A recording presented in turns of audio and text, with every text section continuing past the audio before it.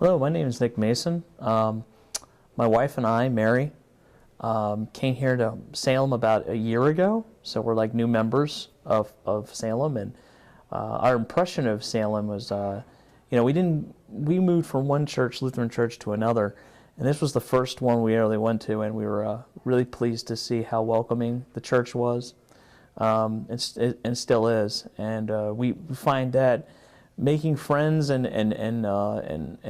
getting acclimated with the life of the church it's just not that much of a challenge. We do love the fact that we found this church and we can be part of this church.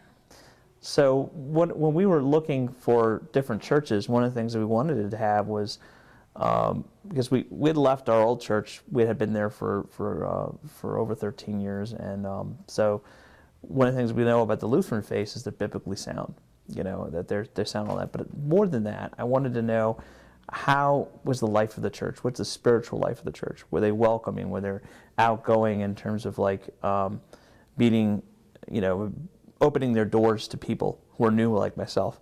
So that was really great to see. It was also great to see the diversity that's there. I think for me, Pastor Dave and Pastor Tim, just meeting them. Pastor Dave came to our house, I think within the month we started going there, and it was great to have a discussion with him. He has it's interesting to see that this is his second career, and being involved in that is to see how he can. We both worked similar backgrounds. It was kind of interesting to see that he came here and started at Salem not too long ago, and it was just he's very welcoming. It was very nice to see where he could sympathize and empathize with where we were coming from, and it was good to be part of that. One of the things that was very good to see was that this church was a growing church, a church that people wanted to be a part of. And it took me a while to figure that out because I played different leadership roles in my old church. And for me to see how people were working and willing to work together on a variety of different things. I love the diversity of the different people that are involved, but also the different types of activities that we get involved in. So it's kind of interesting when you're talking about faith backgrounds, the differences between my wife and I. Wife grew up in a Methodist church. I grew up as a nominal Catholic, so I go to church once in a grand while. And when we came together, and it seemed like the Lutheran church was a very good place for us. I came to Christ in college, and that's when I met my wife. And I was active. We were both actively involved with InterVarsity. So when we left after graduating the school, the Lutheran church was really a great place for us because it meted both where we were both coming from. And so that's kind of where we grew up. Differences in growing up, but where we ultimately settled. I was fortunate to be asked, and I haven't led a Bible study in a while, but it was great that with the adult forum, it's that period on Sunday mornings between early and late service, that it gives up people within the congregation the ability to be able to participate in not just Bible studies, but a variety of topics. And one of the things we did with the Bible study topic we did on the Gospel of John, and that was an 8-week session. And normally, sometimes you have as a person who leads and facilitates the discussion, you always have the challenge of, getting people to be involved. And I didn't find it too difficult to do that. It was kind of nice to see and refreshing to see that people in the room were just as interested in the various different gospel lessons. And it was great to see that people were engaged and wanting to be part of it, and made for a very good meeting and time for that. I think we dived into the Word, and I think some people were new to doing that, walked away with something more beneficial for them. And I think it was really nice that we took the time to do that, and I was glad to be part of it. It's great to see that there are all kinds of variety of different activities. Some of them are things that we do on every Sunday morning, but there are other things like you have Salem players that are really, it's interesting to see that they actually do stage events and things of that nature.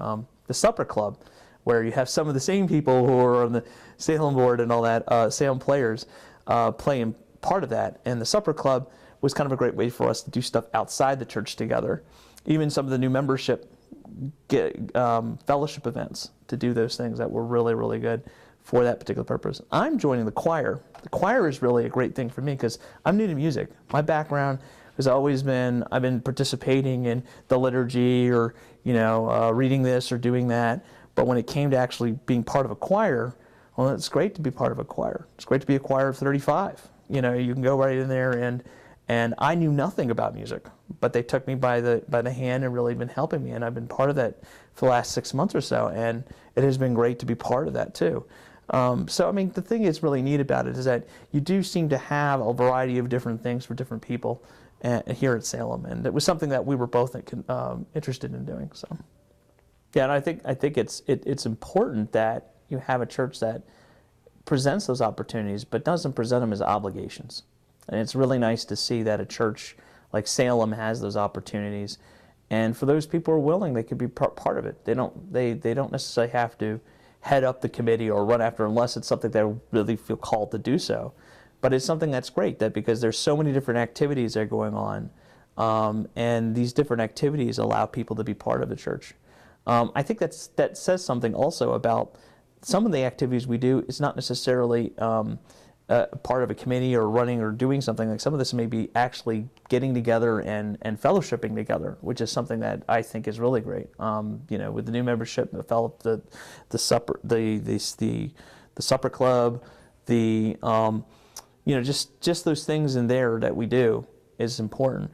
The other thing also is that our church also has partnerships with different organizations within the community.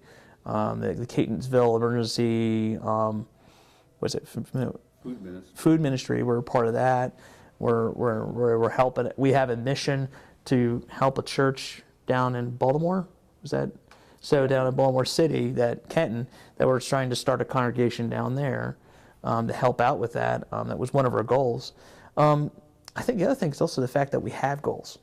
The church as a whole has goals. Sometimes it's really hard for us to think beyond just the present things we have to do, and having long-term goals. And we have 9 goals, is that what it is? Yeah. So 9 goals to kind of go after and really think about it and say, hey, these are things that we can see ourselves growing in certain areas and things that we would like to accomplish. And so it says a lot about things, about what Salem wants to do. And I think if people get a better sense of what the church is going, people have better opportunities to be part of whatever is coming. And I think that's what I've noticed around the church, is that people tend to open, welcoming, and if people are interested, they could be part of it without feeling obligated.